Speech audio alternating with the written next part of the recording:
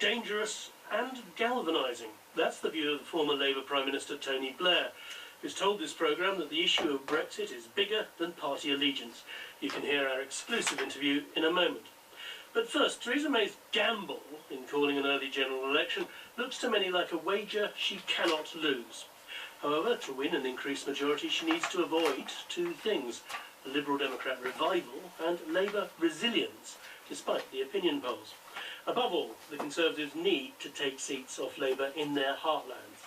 Scotland's already fallen to the SNP, so Mrs May will be looking to the north of England, the Midlands and Wales, where Labour hold over half the seats, 25 out of 40.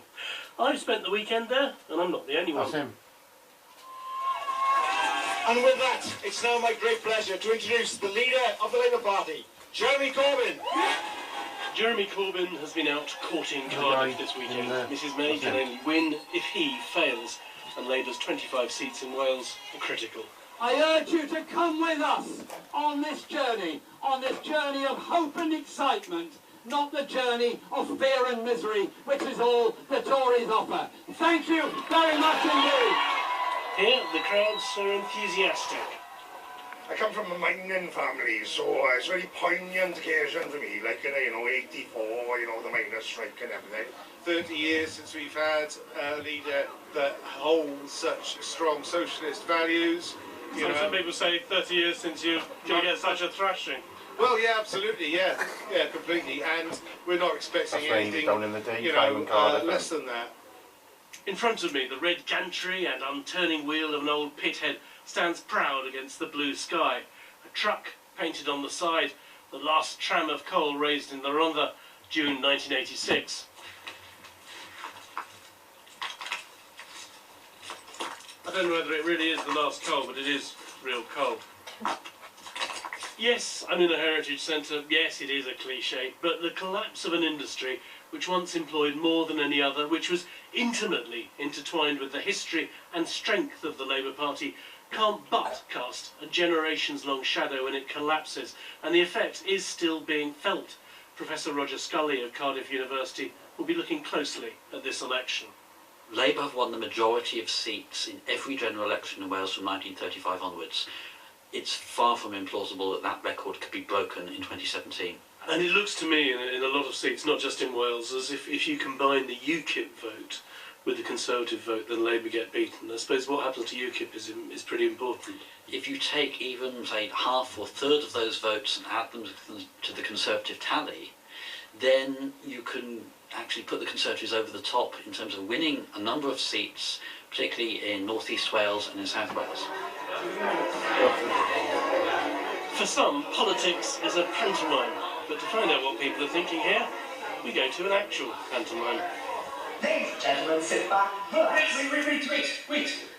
We've just had this letter from management. We're not allowed to say these words anymore. This is the Bettws Community Club near Bridgend. The Wild West themed adult show is being put on by people from this village and the one across the valley. Two beefy tattooed men in elaborate silky dresses have the crowd in stitches. And then comes on the pantomime dame, Pussy Patrol. Otherwise known as Gary Sage. My family and I have always been strong Labour supporters, but I don't know whether Corbyn is the strongest leader for us. Jonathan Davis is the owner of the community club.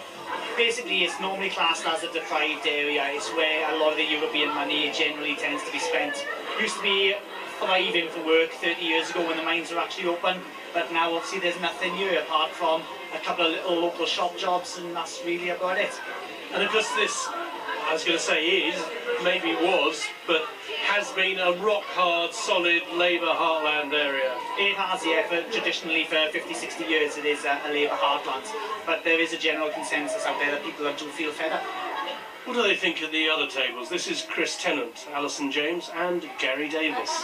To be honest, I've always been a socialist all my life, whether it's communist, socialist workers, socialist Labour, but I voted Tory. What?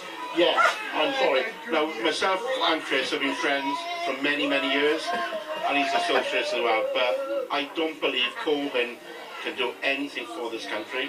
I don't believe that Carwyn Jones can do anything for Wales.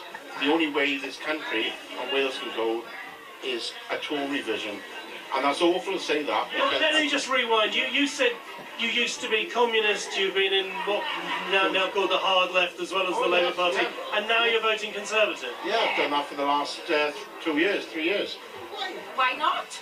I'm just saying it's a big change. Oh, it's a big change, but the thing is, you know, I look at what we can do and what we can't do, and I don't believe that the left can bring us prosperity. They can't bring us anything else. What do you think of Jeremy Corbyn? I wouldn't trust him. I don't think he can deliver what he says. No, I don't think he can. No, but nor can me. I don't think all Theresa May's done is lied every time. Everything she said, she's U-turned. She was going to pull it, she was going to do it, and she just U-turned on everything. Conservatives are all the same. Out for himself, always will be. Just talking to people here, used to be a very strong Labour community. People are going off it a bit. Yeah, I agree. I think Labour, I'm not Blair it. I think Blair turned a lot of Labour.